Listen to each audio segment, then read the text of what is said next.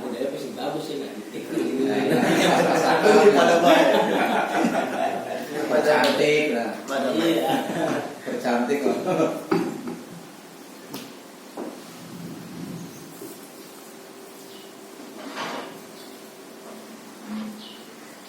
Assalamualaikum warahmatullahi wabarakatuh. Waalaikumsalam.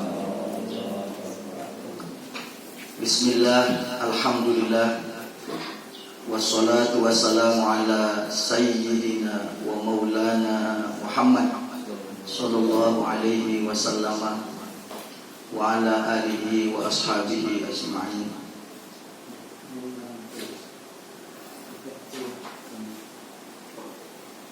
Amma ba'du.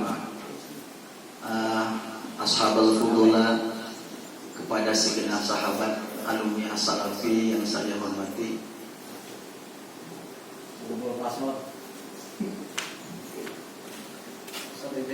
Sebenarnya jadwal atau agenda yang diamanatkan oleh Kang Haji Bayan, karena kata Kang Haji Bayan usahakan setiap pertemuan itu temanya sesuai keadaan, muqtadul mahum atau muqtadul hal, tergantung situasi. Karena kemarin di Patimban, sedangkan Patimban dalam kacamata Kang Haji Bayan termasuk kota industri yang sudah mulai menggeliat, maka yang kemarin dibahas adalah kitab tentang apa? Mencari duit. Bahkan di sana kita temukan, dan saya pun kaget juga, bahwa tolabul kasbi itu sama posisi kedudukannya dengan tolabul ilmi, yakni faridatun ala kulli muslimin wa muslimati. Mencari uang halal untuk bekal itu hukumnya fardu. Saya lupa nama kitabnya, tapi kisah apa itu kemarin. Nah, karena jadwal ditambah dahan bertepatan dengan bulan Oktober pun ditetapkan sebagai hari santri pada tanggal 22, dan juga sudah ditakdirkan bertepatan dengan Maulid Nabi, dan juga ditakdirkan lagi bulan depannya Haul Mamad, sehingga temanya mau tidak mau diikuti itu tiga, yakni Maulid, kedua hari santri, ketiga Haul Mamad. Tapi untuk dibahas semua tiga-tiganya dengan lengkap itu mustahil. Maka saya akan mengambil sedikit-sedikit saja dari tiga poin itu, tiga momentum itu. Yang pertama, ngopi sih, ngerokok aja serius tuh. Mana dia ya? Bukan seorang temenan lah, ngomongnya serius.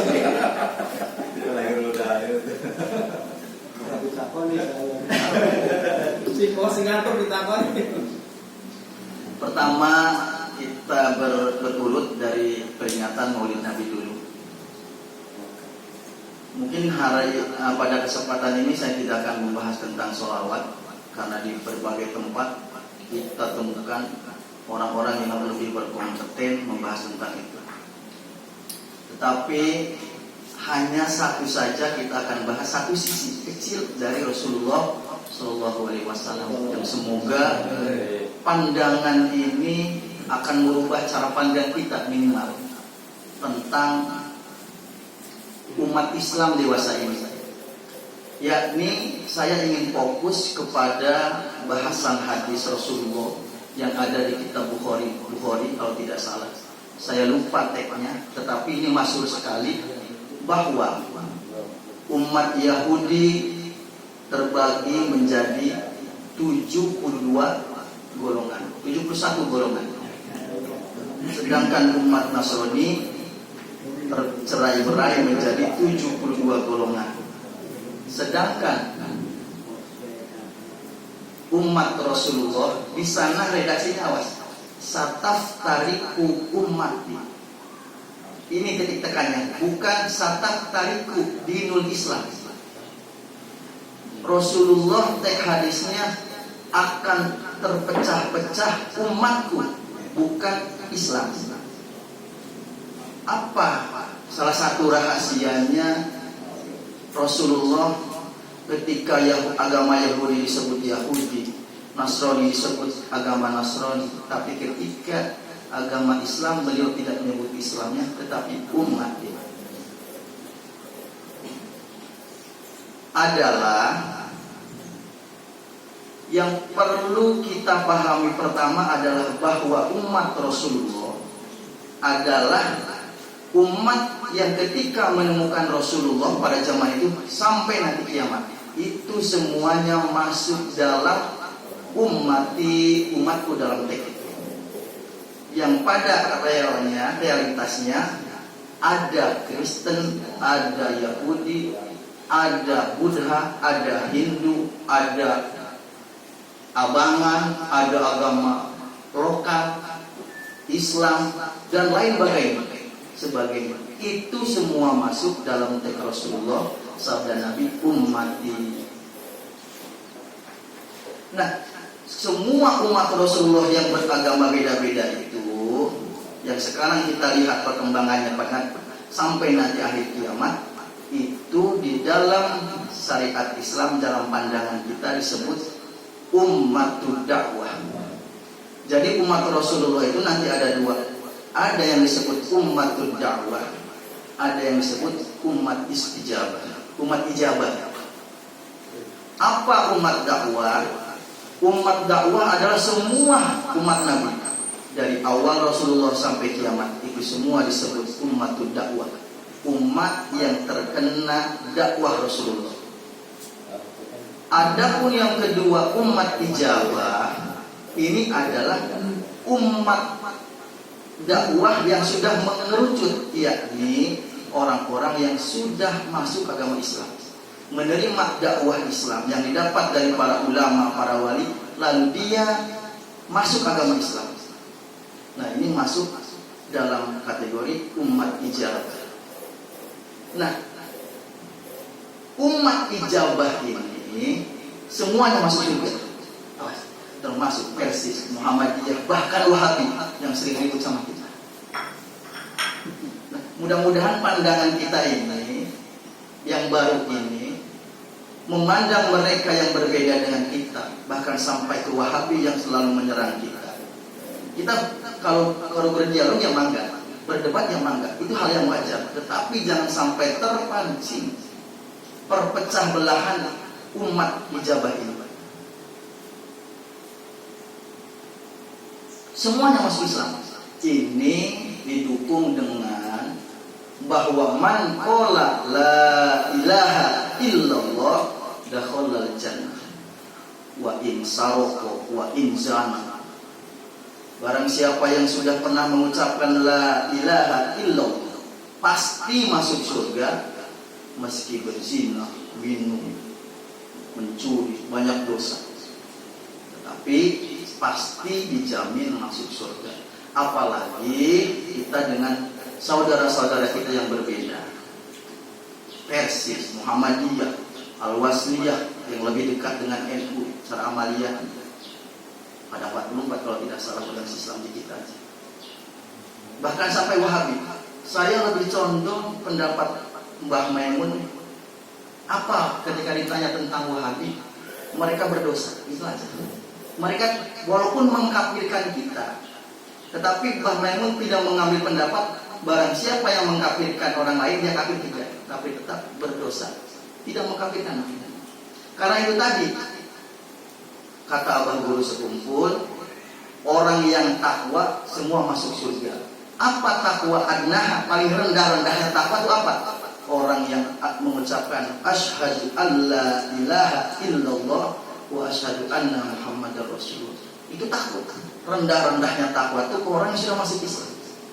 Mengucapkan la ilaha illallah, menyaksikan, mengucapkan, meyakini bahwa tidak ada yang harus disembah sang pencipta sejati kecuali Allah Subhanahu wa taala. Nah, itu adalah saudara-saudara kita yang pasti masuk surga. Nah, 72 yang masuk neraka yang satu masuk surga. Nah, yang satu ini semua umat Islam. Semua umat Islam, umat ijabah. Beda bendera, beda madhab, semua masuk Islam. Biarkan mereka yang mengkafirkan golongan kita. Kita jangan membalas mereka. Walaupun mau berdebat dengan cara yang baik. Wajadilhum billati hiya ahsan. Itu barangkali jadi 72 yang masuk neraka, satu masuk surga. Nah, yang satu ini banyak jumlahnya. Sangat banyak. Yakni umat ijabah yang masuk Islam, yang pernah mengucapkan la ilaha illallah, semua itu nanti masuk surga dan sangat banyak sekali. Orang yang takwa masuk surga. Dan adnaha, rendah-rendahnya takwa adalah orang yang pernah mengucapkan syahadat. Itu mungkin yang bisa saya sampaikan dalam rangka memperingati Maulid Nabi, yakni dengan membahas satu hadis Rasulullah. Selanjutnya apa? Hari santri dulu. Kang Haji Bayan itu mengusulkan kitab ini apa tadinya? Kitab karangan Hasyim Asy'ari. Cuma saya nggak bisa jago kitabnya, sudahlah. Saya nggak ngambil kitabnya. Saya begini aja. Saya itu orangnya serba praktis gini masih. Santri itu apa? Nah, hari santri itu apa ya santri? Mungkin di media sosial banyak santri itu S-nya Satrul Aurat, M-nya Nahi Munkar, T-nya Tarkul Ma'asi, R-nya Riyadatul Nafsi. Ya yakin angel teman jadi santri. Apa itu santri apa? Gaya teman sih gak jadi gaya teman. Terus ada lagi pendapat Gusmus, santri itu apa? Yang berhak santri itu ya bukan yang hanya santri ngaji saja ya, tapi yang berakhlak seperti santri. Sebenarnya ini bisa dipahami dua. Pertama, ini pendapat saya pribadi, silahkan disalahkan. Yang pertama yang saya pahami dari ucapan beliau adalah yang tidak pernah mondok bisa kok merayakan hari santri asal berakhlak seperti santri. Sebenarnya ini dalam satu waktu yang bersamaan memukul, menyindir kita para santri. Berarti santri akhlaknya kayak apa ya? Begitu. Ini juga sempat jadi dua sisi mata sisi. Satu sisi Mbah Gusmus mengajak orang lain jangan minder yang tidak pesantren, yang tidak bisa merayakan hari santri. Di satu sisi yang sama pula beliau menyindir kita, santri itu harusnya idealnya akhlaknya seperti itu. Ada lagi santri pengertian Gus Dur, ini lebih enak lagi. Kalau santri yang ideal sih ya susah. Mondok itu dulu kalau musyawarah ke jamaah itu jangan. Itu potongnya kita. Maka saya lebih senang pendapatnya Gus Dur saya itu. Santri yang baik itu santri yang bisa dilihat ketika sudah pulangnya. Mau tidak acara hal seperti ini ikut tadi, mau tidak ngirim Fatihahnya, itu aja kata saya. Itu hebatnya Gus Dur. Karena beliau juga menyadari bahwa ada pendapat yang menyeramkan. Santriku di rumah itu tergantungin pondoknya, serem ini. Jadi minder kan yang pondok sing biasa-biasa itu. Ternyata lebih arif bijaksana Gus Dur ini pandangan saya. Jadi buktikan sekarang kalau kita santri yang baik, minimalnya santri itu ya melakukan azan mungkin haji ya. Kirim Fatihah dulu itu pendapat Gus Dur.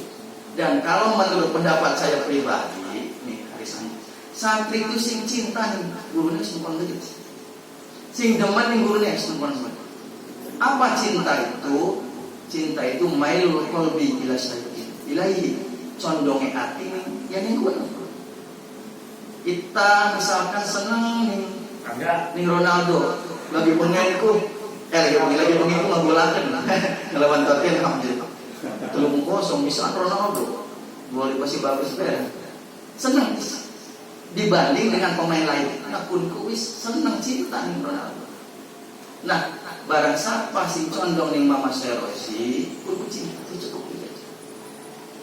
Nah nanti pembuktiannya seperti apa itu semua urus pasal lain nomor 2 nomor 3.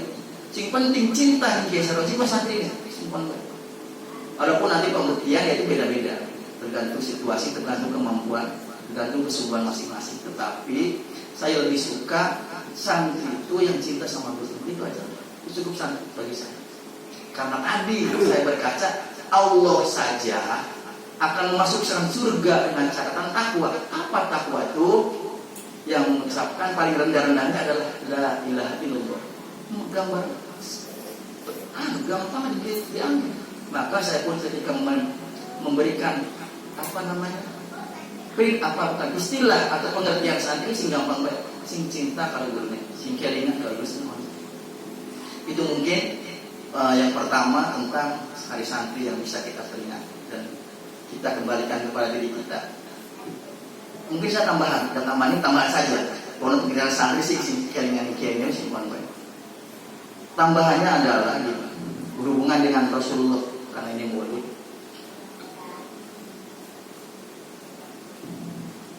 Jadi bakal pengen ketemu Rasulullah, itu kudu lewat guru ini. Lebih bisa langsung. Jadi aja fokus di Rasulullah, gurunya itu sampai hilang aja. Tetap guru wasilah di Rasulullah. Sebab lamun melangkahi guru langsung ke Rasulullah, beliau. Jadi bisa ketemu Rasulullah sebab disampaikan di guru kita. Guru kita ngomong Rasulullah, ya Allah, yuk, guru kita pengen kemana caranya? Bilang sendiri. Maka cintai guru sedemikian rupa kita, maka nanti guru kita yang nanti memberi proposal kepada Rasulullah agar kita nanti itu rumusan gitu. Jadi itu guru penting. Terutama yang begini, yang punya banyak guru nih, terutama guru yang sudah ikut beat korek. Kita kalau sahabatnya ke semuanya. Sebulan ngapain sebulan? Kita pengen ngopi apa lagi? Nah, contoh yang bisa sini. Walaupun anak kiai lebih alim di Batan Bisa Rosi. Tin ya kopi. Dulu sekarang. Ini kata. Anak kiai lebih alim di Batan Mama Sarosi. Anak wali sing lebih dhuwur pangkatnya di Batan Mama Sarosi. Tetap Kisah Rosi harus lebih nempel di hati daripada kiai lain, ulama lain sing lebih pangkat dulu. Pun tak di pernah Cirebon tak di hati pun tak di hati. Jadi walaupun ketemu anak habib, anak wali lebih dhuwur pangkatnya, tapi tetap kita ngajian yang Mas Rosi pun tetap kudu leuwih ning jero ati kudu leuwih. Yakin bahwa guru kita lebih utama di Batang sesi. Walaupun pangkat wali itu lebih dulu. Guru ngaji, walaupun anak sing lebih alim, tetap pun nomor siji guru ngaji abatasa. Tetap pun ku aja sampai hilang hormat hatinya tibatan ketemu sing alim siji. Nah, pun misbah saya santri kalau ku sudah lebih dulu lebih mana nih, cuman penting mungkin untuk saya sampaikan. Jadi cara pandang hati kita kepada guru itu penting sebab nanti itu yang akan mengantarkan kita kepada Rasulullah. Amin ya rabbal alamin. Mudah-mudahan dengan barokah Muhammad Sarozi kita bisa bertemu dengan Rasulullah sallallahu alaihi wasallam fil manami aw yaqdatan, di mimpi ataupun ketemu langsung. Itu yang kedua. Terakhir tentang hal yang pengen tampak. Kiki alumni karena ini ada acara haul, saya ini usul nggak diterima sih nggak apa-apa, usul saja gini. Karena mau haul, saya itu pengen karena sebenarnya banyak sudah dicontohi sama Kang Wawan atau Kang Muiz membuat video alumni yang berkomentar tentang kesan-pesan tentang Mama Sarosi atau Salafi. Jangan peluk yang lain.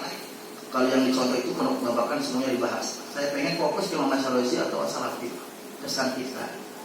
Nah, nanti saya akan videokan kalau mau dan nanti saya akan posting di grup. Karena begini alasannya gini, kenapa begitu? Begini alasannya utama itu. Barang siapa yang menceritakan gurunya, kebaikannya, maka orang yang menceritakan dan yang mendengarnya diampuni dosa sama Allah. Istighfar kita bilang istighfar, malas di status. Tapi ngomong makan guru baik, si jamin diampuni pasti. Nah, maka dengan alasan itu pula ini usul baik hari ini saya masing-masing satu orang dimulai assalamualaikum, saya santri ya Salafi, kalau gak usah mengetahui juga nggak apa-apa. Langsung kesan pesan tentang Mas Roji Salafi gitu aja. Terus usul gimana kalau gitu? Oh, siap. Usul lagi, usul. Ya, kata ni kena di rumah. Boleh. Enak banget. Video di web Tapi ping telu lah tadi. Telu. Iya. Cuma hasilnya beda kalau di edit. Jadi TikTok. Orang edit. Bahasanya disusun. Oke lah buat Nanti diserba-serbi, Lebih baik kita natural. Oke, Bahasa yang apa adanya. Diserba-serbi. Jadi gini, saya tuh dulu termasuk salah satu yang ngomong, nih posting ngomong bener. Wadiria tahu dia Utman, bener. Kita ngomong. Sekali sakti ya. Akhirnya kumus Sadri aja Wadiria ini posting apa baik? Karena begini, ini didukung ketika ngaji MKN, penggemlengan MKN madrasah. Tapi lebih Gus Baha. Gus Baha itu mengutip pendapat Imam As-Sadili, pendiri Thariqat As-Sadili. Beliau mengatakan begini, sekarang ini zamannya orang yang taat dipublikasikan, dikasih tahu sama orang lain biar tahu ketaatan itu ada. Karena mereka yang berbuat maksiat sudah tidak malu lagi. Bagaimana kalau di media sosial orang pada malu mempublikasikan ibadah atau harta? Maksudnya yang bisa dipublikasikan bukan berarti suatu selfie. Alhamdulillah sudah 2 rakaat. Allah lagi rugi juga bukan?